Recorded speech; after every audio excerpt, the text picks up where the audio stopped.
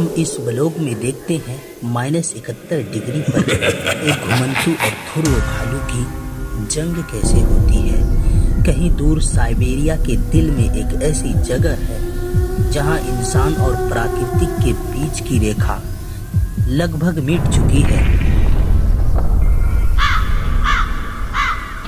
यह है याकुतिया, धरती की सबसे ठंडी आबाद भूमि, जहां का तापमान -71 डिग्री तक गिरता है। यहाँ गाड़ियाँ नहीं चलती, नदियाँ पत्थर बन जाती है और इंसान को हर दिन अपने अस्तित्व के लिए लड़ना पड़ता है।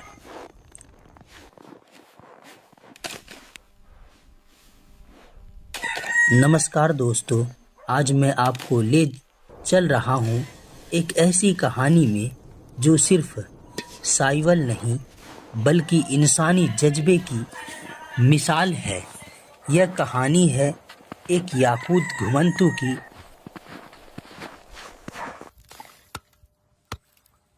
-71 डिग्री सेल्सियस पर एक भूखे ध्रुवी भालू का सामना किया, वो भी सिर्फ एक पुरानी राइफल, एक लकड़ी की भाला और अपने सैलेड डॉग्स के साथ। याकुतिया में जिंदगी का मतलब है बर्फ से लड़ना। यहाँ घर नहीं, लकड़ी के झोपड़े हैं।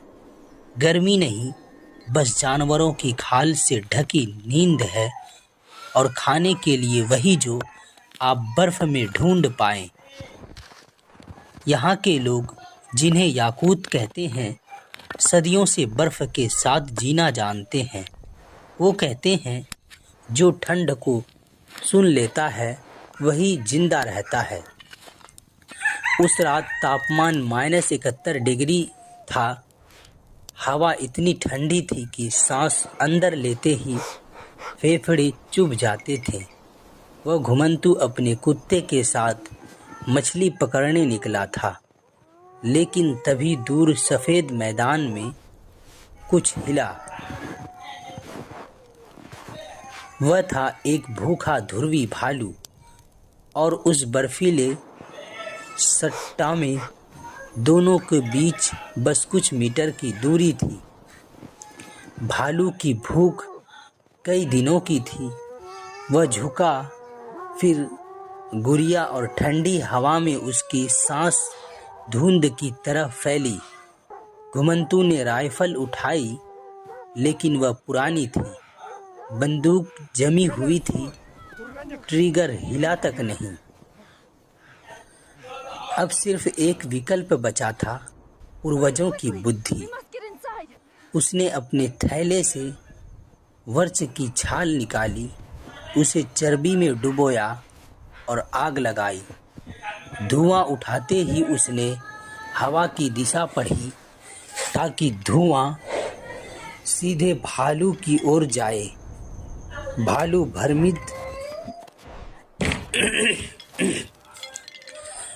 भ्रमित हुआ। उसी पल उसने अपने सलेज कुत्ते को संकेत दिया, घेरो। भालू ने छलांग लगाई, बर्फ उछली, हवा गरजी। घुमंतू ने भाला आगे किया। उसकी पूरी ताकत उस पल में समा गई। भालू की छाती भाले से टकराई और वह पीछे गिर पड़ा। जोर से दहाड़ता हुआ सन्नाटा लौट आया। सिर्फ हवा की आवाज़ और बर्फ का कहराना बचा था। वह जानता था आज की जीत अस्थाई है, क्योंकि कल फिर कोई नई ठंड नहीं, भूख नहीं, इम्तिहान लेकर आएगी। याकुतिया हमें यह सिखाती है, डर के समय सांस को नियंत्रित करो, उष्मा बचाओ, ऊर्जा बचाओ और कभी भी सफ़ेद बर्फ की ओर पीठ मत करो। यहाँ सर्वाइवल सिर्फ शरीर की नहीं, आत्मा की परीक्षा है।